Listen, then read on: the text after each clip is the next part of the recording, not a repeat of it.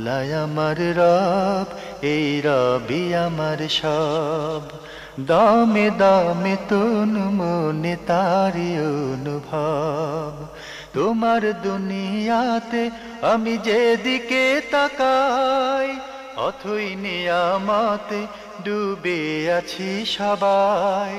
পাক পাখালির গানে শুনি তসবিহ কালো রব, তসবিহ কালো রব। আল্লাহ আমার রব, এই রবি আমার সব। আসসালামু আলাইকুম, আলহামদুলিল্লাহ, আসসালাতু ওয়াসসালামু আলা রাসূলিল্লাহ।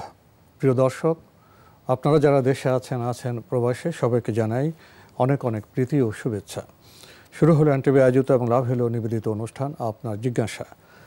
আপনাদের সাথে আছি আমি জয়নুল আবেদিন আজাদ। আর আপনাদের মনে থাকা প্রশ্নের জিজ্ঞাসার জবাব দিচ্ছেন বিশিষ্ট আলেম ডক্টর মোহাম্মদ সাইফুল্লাহ। আসসালামু আলাইকুম ওয়া রাহমাতুল্লাহি ওয়া বারাকাতুহু। প্রিয় দর্শক, চলুন তাহলে জিজ্ঞাসার জগতে। শুরুতে একটি ইমেল পাঠিয়েছেন মুস্তাক আহমেদ নরসিংদী থেকে। লিখেছেন, আমি আপনার জিজ্ঞাসা অনুষ্ঠানে নিয়মিত দর্শক। আমার আজকের প্রশ্ন, একজন আলেমের কাছ থেকে জানতে পারলাম ফরজ হজ না করে উমরা করা যায় না। এক্ষেত্রে আপনার মতামত কি? আর কথাটা যদি সঠিক হয়ে থাকে তাহলে কি কারণে? ধন্যবাদ। এবার প্রশ্ন করেছেন যে ফরজ হজ না করে উমরা করা যায় না। এই কথাটি এভাবে সঠিক নয়। কথাটি হচ্ছে এই, কারণ যার উপর আল্লাহর ঘরে যাওয়ার মতো সামর্থ্য যার কাছে আছে তার উপর হজ ফরজ। তো তাহলে তিনি ফরজ হজ তো করবেন আগেই। হজ এবং উমরা দুটোই ফরজ হবে তখন একসাথে। যখন হজ ফরজ হয়, হজের সাথে অনুষঙ্গ হিসেবে উমরাও ফরজ, উমরাও ওয়াজিব, হজের সাথেই সেটা সম্পৃক্ত। ফলে হজ এবং উমরা দুটি একসাথে আদায় করবেন। এখন যে ব্যক্তি তিনি উমরা করলেন, তিনি কি উমরাটা কি ওয়াজিব উমরা করলেন নাকি তিনি সুন্নাত বা মুস্তাহাব উমরা করলেন? যদি ওয়াজিব হয় তাহলে ওয়াজিবটা হজ ওয়াজিব হয়েছে, তাহলে উমরাও ওয়াজিব হয়েছে তার উপর। এটা খুবই সহজ কথা। তাহলে তিনি অবশ্যই তিনি প্রথম কাজ যেটা সেটা হলে তিনি হজ করবেন, কারণ হজ হচ্ছে ফরজ, ইসলামের গুরুত্বপূর্ণ রোকন। হজের সাথে তিনি উমরা করবেন। এখন শুধু এককভাবে যদি কেউ উমরা করে তাহলে তিনি তো আল্লাহর ঘর পৌঁছে গিয়েছেন। আল্লাহর ঘরে পৌঁছে যাওয়ার পর তার সামর্থ্য হয়ে গিয়েছে, তারপর হজ ফরজ হয়ে গিয়েছে। এখন যদি তিনি হজ আদায় না করে আসেন তাহলে তিনি গুনাহগার হবেন, কোনো সন্দেহ নেই। যেহেতু তিনি হজ ফরজ হয়েছে কিন্তু হজ আদায় করেন নাই। এই জন্য এটা খেয়াল রাখতে হবে যে যিনি হজ প্রথমে ফরজ যেটা সেটা আদায় করেন নাই, তিনি শুধুমাত্র উমরা করলে তার কিন্তু হজের ফরজিয়ত আদায় হবে না, তাহলে তিনি গুনাহগার হয়ে যাবেন। এবং তার উপর হজ, যেহেতু তিনি মক্কা উপস্থিত হয়েছেন, উপস্থিত হয়ে গেলেই তো হজ ফরজ। মক্কা উপস্থিত হয়ে গেলেই তার উপর হজ ফরজ। আর হজ তিনি একেবারে আল্লাহর ঘরেই গিয়েছেন, সুতরাং তিনি তিনি এই কথা বলার সুযোগও নেই যে আমি আল্লাহর ঘর পর্যন্ত পৌঁছার মানিস্তাতা ইলাইহি সাবিলা, আল্লাহর ঘর পর্যন্ত পৌঁছার ক্ষমতা আল্লাহ তাআলা দিয়েছেন এবং পৌঁছে গেছেন। সুতরাং আপনার উপর হজ ফরজ হয়ে গিয়েছে। এখন যদি হজ আদায় না করেন তাহলে আপনি গুনাহগার হবেন। এটা হচ্ছে এখানে মূল কথা। আমাদের হাতে আরও একটি ইমেল পাঠিয়েছেন ইমন। লিখেছেন, আমার বয়স সবে 19। আমি বেশ কিছুদিন ধরে ভালো নেই, তবে আলহামদুলিল্লাহ বেশ কিছুদিন ধরে একটা বিষয় আমাকে কুরে কুরে খাচ্ছে, আমাকে শেষ করে দিচ্ছে। রবের কাছ থেকে আমাকে অনেক দূরে নিয়ে যাচ্ছে, আমি অন্ধকারে হারিয়ে যাচ্ছি। বেশ কিছুদিন ধরে আমার মনে শুধু এই নিকৃষ্ট চিন্তাটা আসছে যে আল্লাহ নেই এবং ইসলামের কিছুই সত্য নয়। কিন্তু এটা আমি নিজ থেকে কখনোই চিন্তা করি না, এটা মনের মধ্যে এসে যায়। আমি তাৎক্ষণিক খুব ভেঙে পড়ি এবং এই অবস্থায় আমি খুবই অসহায় অনুভব করি, কাউকে বলতেও পারছি না। এটা আমাকে আমার রব থেকে দূরে ঠেলে দিচ্ছে। অনেক সময় মনে হয়, তাহলে আমার রব কি আমাকে পথভ্রষ্ট করলো? আমি এটা থেকে কিছুতে বের হতে পারছি না, আগের মতো ঠিক করে ইবাদতও করতে পারছি না। আমি আমার রবের কাছে আগের রূপে ফিরে যেতে চাই। আমি কিভাবে এ থেকে বাঁচতে পারি দয়া করে বলবেন? আমি খুবই অসহায়, মাঝে মাঝে এটার জন্য কেঁদে ফেলি। দয়া করে আমাকে সমাধান দেবেন। আল্লাহ আমাকে যেন পরিপূর্ণ হেদায়েত দান করেন। আল্লাহ দরবারে আপনাদের সুস্বাস্থ্য কামনা করছি। আপনাদের অনুষ্ঠানগুলো অনেক ভালো লাগে। এটা অনেক সহযোগিতা করে দিনের ব্যাপারে। আপনারা আমাদের সুস্বাস্থ্য কামনা করেছেন, আমরাও আপনার সুস্বাস্থ্য এবং মানসিক সুস্বাস্থ্য কামনা করছি। কি বলবেন? ধন্যবাদ এই ভাইকে, আপনি খুবই গুরুত্বপূর্ণ একটি প্রশ্ন করেছেন। প্রথম কথা হচ্ছে হেদায়েতের জন্য আপনি দোয়া চেয়েছেন, আমরাও দোয়া করি আল্লাহ তাআলা আপনাকে হেদায়েত দান করুন। দ্বিতীয় বিষয় হচ্ছে সেটি হলো আপনি এখানে মানে মোটামুটি সাহিত্যিক ভাষাই উল্লেখ করেছেন, ভাষার মধ্যে একটু সাহিত্যিকতা আছে, কিন্তু যে কথাগুলো উল্লেখ করেছেন সেগুলো জঘন্য খুব। সাহিত্যিকতা থাকলেও সেগুলো কঠিন বিষয়। প্রথম বিষয় হচ্ছে সেটা হলো আল্লাহ তাআলা সম্পর্কে আপনার মধ্যে কিছু ভুল চিন্তা মাথার মধ্যে মাঝে মধ্যে এসে যায়। এই যে আল্লাহ সম্পর্কে এই ধরনের চিন্তা আসাটা, এটা অস্বাভাবিক কিছুই না। এটা যে মানে ঈমানের পরিপন্থী বিষয়, ব্যাপারটি এমন নয়। মাঝে মধ্যে আল্লাহ সম্পর্কে এই ধরনের চিন্তা আসতে পারে, ঈমানদার ব্যক্তিদেরও আসতে পারে। রাসূলুল্লাহ সাল্লাল্লাহু আলাইহি ওয়াসাল্লাম হাদিসের মধ্যে বলেছেন যে এটা হচ্ছে যালিকা হাক্কুল ঈমান, এটা হচ্ছে ঈমানের হক, যে ঈমানদার ব্যক্তিদের অন্তর মধ্যে মাঝে মধ্যে এই ধরনের কিছু আসতে পারে। তবে আপনার বিষয়টি প্রথম সেটা হলো আপনাকে বুঝতে হবে যে আপনি একটি ছোটোখাটো একটা রোগে আক্রান্ত হয়েছেন। সেটি হচ্ছে মানসিক ওয়াসওয়াসা রোগে আপনি আক্রান্ত হয়েছেন। তো মানসিক ওয়াসওয়াসা রোগে যারা আক্রান্ত হবে তাদের এই ধরনের একটা পরিস্থিতি হতে পারে।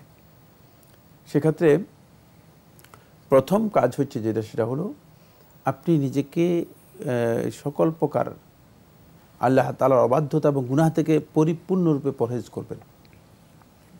কারণ মানুষের অবস্থান, মানুষের আমল, মানুষের কাজকর্ম, এগুলো মানুষদেরকে বিভিন্ন দিক থেকে ক্ষতিগ্রস্ত করে, যেটা আমরা মানুষ হিসেবে বুঝতে পারি না। আমি মনে করি যে আমার যে এটা কোত্থেকে আসলো, এই বিপদটা কোত্থেকে হলো, কেন আমার উপরে এ ধরনের মুসিবত। কিন্তু আল্লাহ তাআলা কোরআনের মধ্যে বলে দিয়েছেন ফাবিমা কাসাবাত আইদিকুম, তুমি যেটা করেছো, তোমাদের হাত যেটি করেছে, তোমাদের হাতে যে কামাই, সেটাই হচ্ছে এর কারণ। সুতরাং প্রথম কাজ হচ্ছে আল্লাহ তাআলার অবাধ্যতা, আল্লাহ রাব্বুল আলামিন বিধান লঙ্ঘন, বিশেষ করে গোপন যেই সমস্ত পাপ আছে সেগুলো থেকে নিজেকে বিরত করুন। দ্বিতীয় নম্বর যে পরামর্শ সেটা হচ্ছে যখনই এই ধরনের একটা অবস্থা আপনার তৈরি হবে, তখনই আপনি জোরে জোরে আওয়াজ করে আউযু বিল্লাহি মিনাশ শাইতানির রাজিম, আল্লাহ রাব্বুল আলামিনের আশ্রয় চাওয়ার যেই আলফাজগুলো আছে, যে বক্তব্যগুলো আছে, যে টেক্সটগুলো আছে, দোয়াগুলো আছে, সেগুলো জোরে জোরে পড়বেন। যদি এতেও কিছু না হয় তাহলে আপনি মানে উজু করবেন, সুন্দরভাবে উজু করবেন।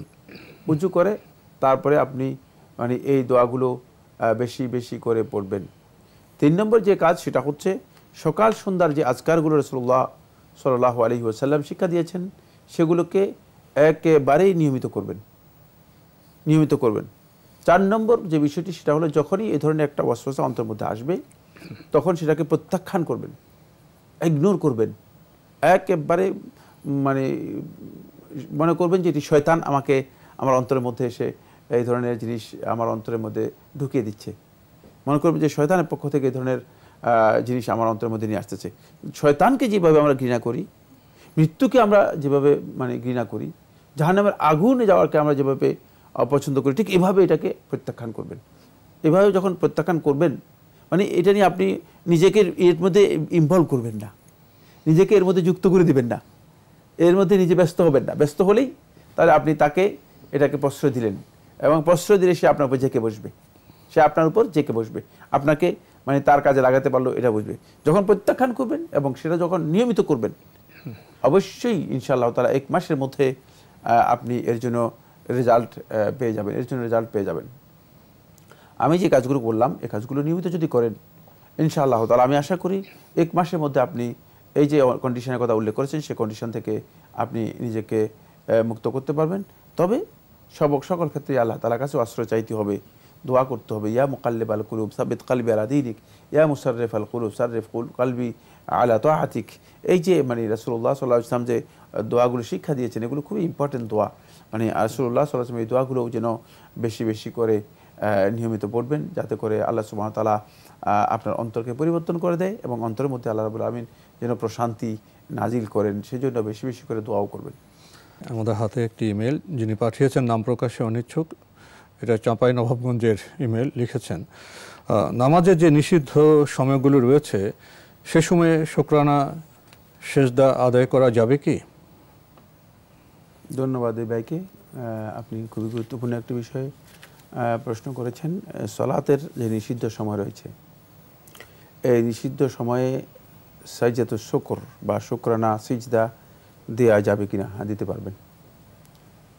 এই সময় শুধুমাত্র নফল সালাত আদায় করতে নিষেধ করা হয়েছে, বাকি এই সময় সাজদাতুশ শুকর যেটি, এটি কিন্তু সালাত নয়, এটা শুধুমাত্র সিজদা, শুধুমাত্র সিজদা, শুধুমাত্র সেজদা হওয়ার কারণে এই সিজদা আপনি আদায় করতে পারবেন, সালাতের আওতাভুক্ত নয়। শুধুমাত্র সিজদা দিয়ে আল্লাহ সন্তুষ্টির জন্য অথবা আল্লাহ তাআলার শুকরিয়া আদায় করার জন্য, এই কাজটি শুধু সাজদাতুল লিশুকরি, এখানে মা'না সালাতের যে অর্থ সেটা নেই, সুতরাং এটি আদায় করতে কোনো ধরনের বাধা নেই, আপনি করতে পারবেন। তবে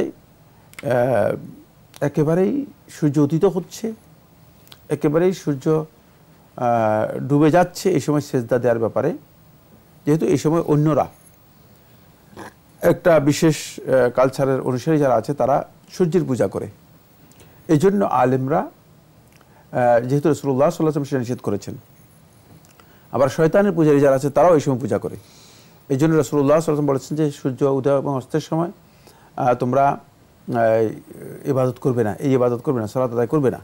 ফলে এই সময় যদি হয় একেবারে হুবহু সূর্য অস্ত যাচ্ছে, তাহলে সিজদাতুশ শুকর ডিলে করবেন, সূর্য অস্ত যাওয়ার পরে দিবেন, সামান্য কয়েক মিনিট, অল্প কিছুক্ষণ সময়, অথবা সূর্য উদিত হওয়ার পর দিবেন। কিন্তু এই দুই সময় ছাড়া আর বাকি সময়গুলোতে আপনি সিজদাতুশ শুকর দিতে পারবেন, আপনার জন্য সেটি জায়েজ রয়েছে, না জায়েজ নয়। আমরা জানলাম বিষয়টি সম্পর্কে।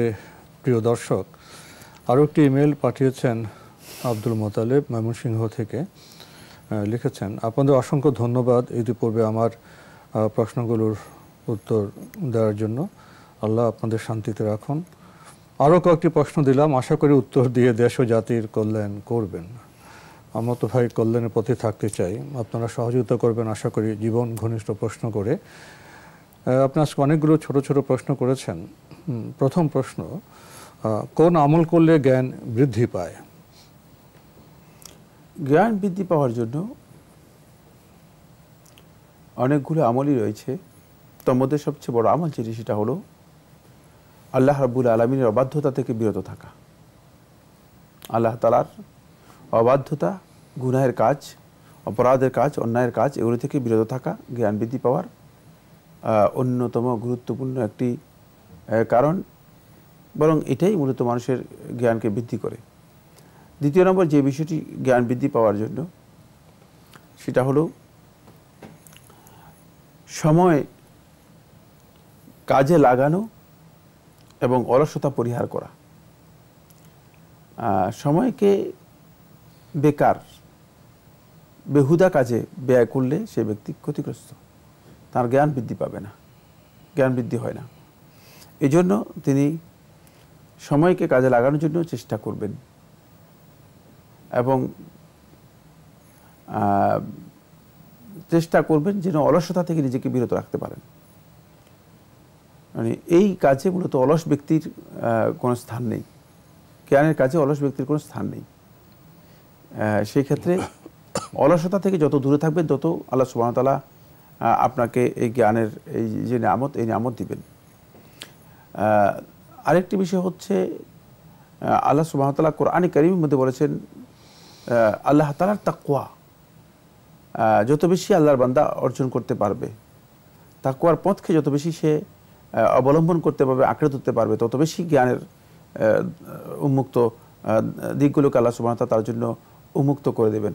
সেগুলো তার জন্য ওয়াত্তাকুল্লাহ ওয়া ইউআল্লিমুকুমুল্লাহ, সূরা বাকারার মধ্যে আল্লাহ সুবহানাহু ওয়া তাআলা বলেছেন তোমরা আল্লাহ তাআলার তাকওয়াকে অবলম্বন করো, তাহলে আল্লাহ রাব্বুল আলামিন তোমাদেরকে জ্ঞান দিবেন, জ্ঞান আল্লাহ রাব্বুল আলামিন তোমার কাছে দেবেন।